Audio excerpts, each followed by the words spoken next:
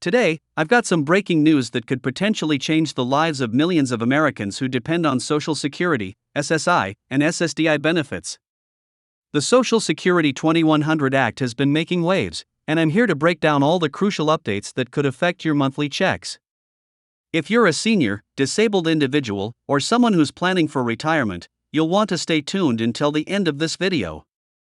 Before we dive deep into these important updates, I want to ask you, have you been struggling to keep up with rising costs while living on fixed Social Security benefits?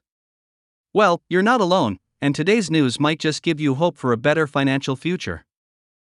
Let's start with the biggest question on everyone's mind: what exactly is the Social Security 2100 Act, and why is it so important? This comprehensive legislation aims to strengthen and modernize the Social Security system for current and future generations. The bill, which has gained significant support in Congress, proposes several major changes that could substantially impact beneficiaries. One of the most significant proposals in the Act is an across-the-board benefit increase for all Social Security recipients. We're talking about a 2% increase in benefits above and beyond the regular cost of living adjustments, COLAs, that we see each year. But here's what you might be wondering: how much would this actually mean for the average beneficiary? Well, for someone receiving $1,500 monthly, this could translate to an additional $30 per month or $360 per year. While it might not sound like a lot to some, we all know that every dollar counts when you're living on a fixed income. But wait, there's more to this story. The Act also proposes a significant change to how the cost of living adjustments are calculated. Currently, COLAs are based on the Consumer Price Index for urban wage earners and clerical workers, CPIW. However, the new legislation suggests switching to the Consumer Price Index for the elderly, CPIE, which more accurately reflects the spending patterns of seniors, particularly when it comes to healthcare and housing costs. Speaking of healthcare, many of you have asked about Medicare premiums and their impact on Social Security benefits. The Social Security 2100 Act addresses this concern by proposing to prevent Medicare premium increases from consuming entire COLA increases. This means more of your COLA would actually end up in your pocket rather than being eaten up by rising healthcare costs. Now, let's talk about something that affects many of our most vulnerable citizens: the SSI program. The Act proposes significant improvements to supplemental security income, including updating the outdated income and asset limits that have kept many people in poverty. The current asset limits of $2,000 for individuals and $3,000 for couples would be increased substantially, allowing beneficiaries to save more without losing their benefits. But here's a question that many of you might have: how will all these improvements be funded? The Act proposes adjusting the payroll tax cap, which currently stands at $160,200, as of 2023. This means that earnings above this amount aren't subject to Social Security taxes. The new legislation would gradually phase in payroll taxes on earnings above $400,000, creating what's known as a donut hole in the tax structure.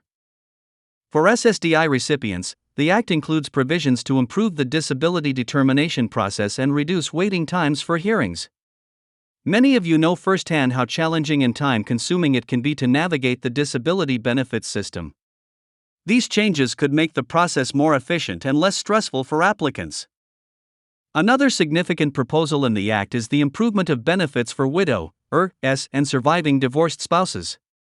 Currently, many survivors face steep benefit cuts when their spouse passes away. The new legislation aims to ensure that surviving spouses can maintain a more stable standard of living by increasing their benefit amounts. You might be wondering about the minimum benefit level. The Social Security 2100 Act proposes establishing a new minimum benefit level at 125% of the federal poverty line. This would ensure that no one who has worked for 30 years or more would retire into poverty, addressing a crucial issue that affects many of our senior citizens.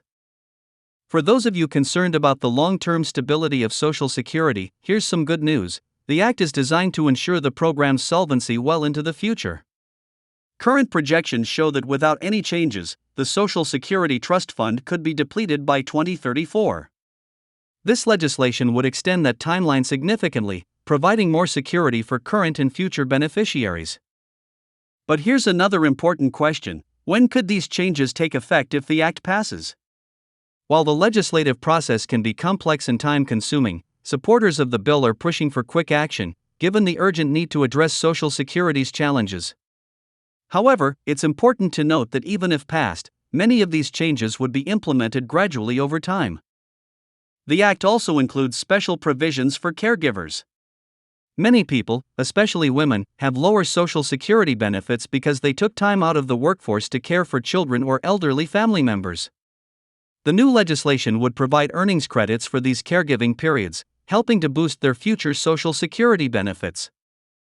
For those of you wondering about the impact on current workers, the Act maintains the current retirement age and doesn't propose any benefit cuts. In fact, it strengthens the program's financing while improving benefits for current and future retirees. This is particularly important for younger workers who might be concerned about Social Security's availability when they reach retirement age. Let's talk about some of the lesser-known provisions in the Act. For example, it proposes to eliminate the 5-month waiting period for disability benefits and the 24-month waiting period for Medicare coverage for SSDI recipients. These changes could provide crucial financial relief during the most challenging times for individuals with disabilities. The legislation also addresses the windfall elimination provision, WEP, and government pension offset, GPO, which currently reduce benefits for many public sector workers and their spouses. These provisions have long been criticized as unfair, and the Act proposes reforms to provide more equitable treatment for public servants. Now, you might be wondering what you can do to support this legislation if you believe these changes would benefit you or your loved ones.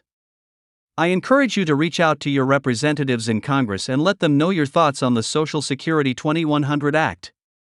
Your voice matters, and legislators need to hear from their constituents about how these changes would impact real people.